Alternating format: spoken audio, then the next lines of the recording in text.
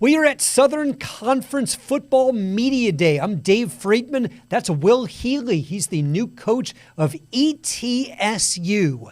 You got your first head coaching job as a very young person at Austin Peay, did a terrific job, had an opportunity at Charlotte, last couple of years as an assistant. How are you different now than you were in your head coaching jobs before?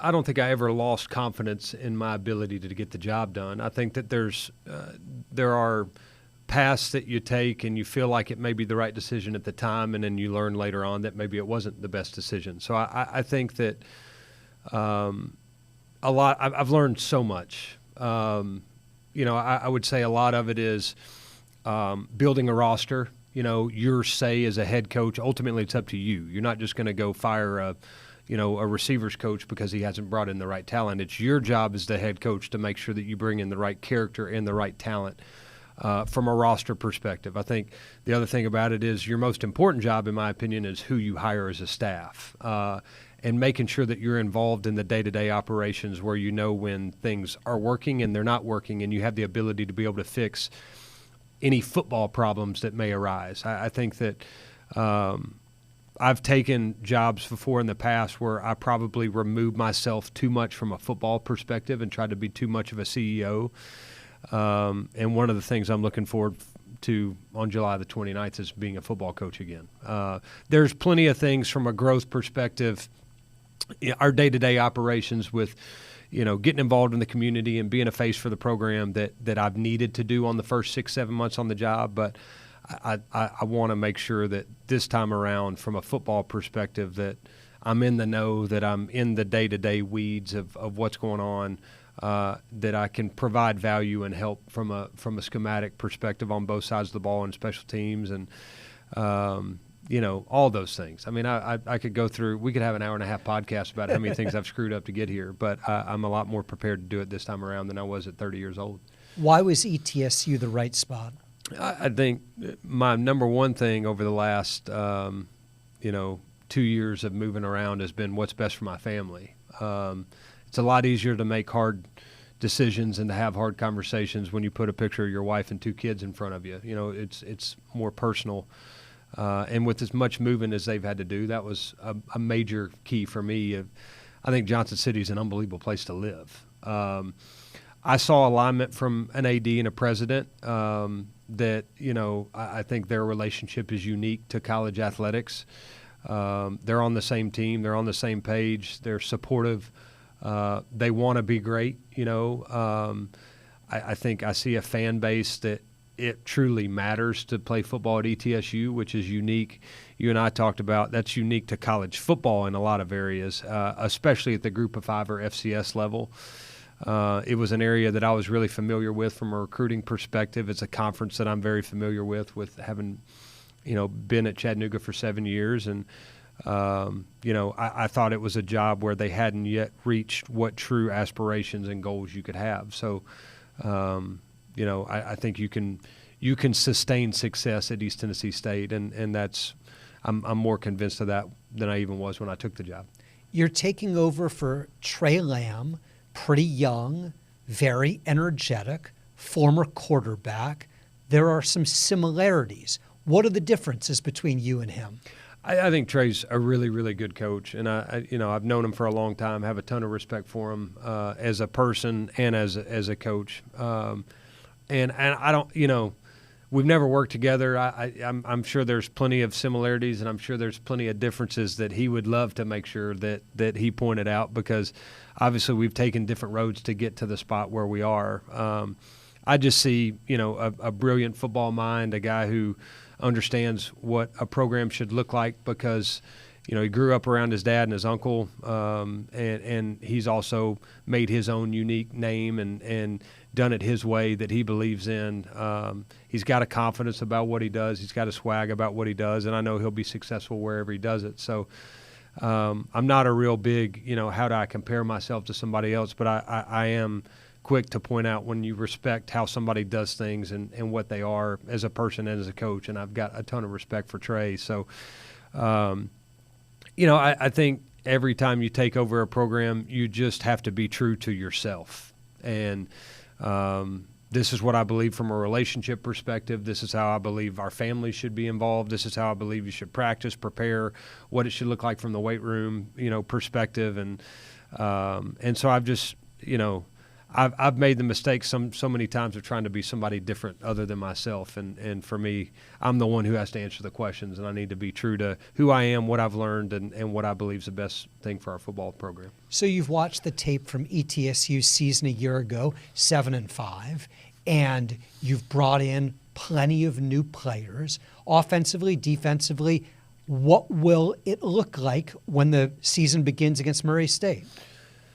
Yeah, first off, the job that Trey did last year to win 7 games, I think, was phenomenal. Obviously, created another opportunity for him, and did a really good job. So there's been a great foundation that Dr. Nolan, when he brought back football, has established that Doc Sander has obviously added to massively and had a vision for that. So, I think that the beauty of college football nowadays, and that's me being on the positive side, is the fact that every year everybody's going to have half a new roster. So you have no idea what everybody else in this league has. You have no idea what people around the country have. You have no idea. You may know who they've signed and what kind of talent that they've been able to add to their roster, but you have no idea how that's going to gel. We have a new staff. We have half a new football team. I feel good from a talent perspective, from a roster perspective, from a character perspective, but the real work is just beginning. And how do we gel? How do we make sure we put our guys in the best position to be able to have success? How does our staff gel together? And who are we when things aren't easy? And so there's going to be a lot of kind of learning on the run. And but I feel really good about what we've been able to do from a football perspective to get to this point. From a high-profile standpoint, the 2 quarterbacks out of the portal, Jacoby Criswell from North Carolina, Cade McNamara from Iowa, they get a lot of eyeballs going. Oh, boy, how have they looked? What do you expect? Yeah, I think that they're both as advertised. I sometimes, whether it was at Chattanooga, at Austin Peay, or at Charlotte, or even my spots at UCF and Georgia State, I think sometimes you take a splash transfer or you make a splash hire and you're worried about what are the true outcomes, what are the true results of these individuals going to be. To me, what I've seen in Cade and Jacoby is that they are as advertised. They're both incredible young men. We brought them both with us today. They've got, I think, a really good respect for one another.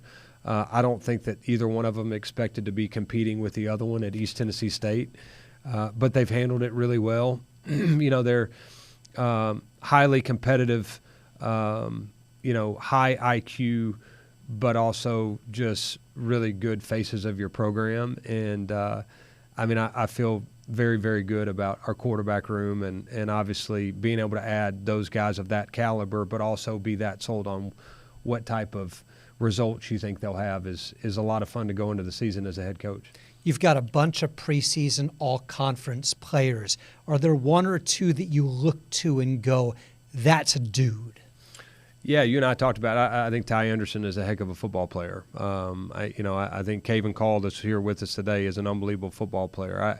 I really, it's a lot like me, is like we have a lot to prove. There's a lot of really good players on our roster that I think have the potential to be all-conference, all-American, player of the year type caliber players, but we've got to prove it. And, that's the biggest thing for me is, I feel great about where our roster is, but that's just on paper. And so, what happens when the lights turn on, what we do over, our fall camp and how we prepare will go a long way towards what of that is just me sitting here feeling good on media day versus, what you see on paper. And so we got a lot of work to do.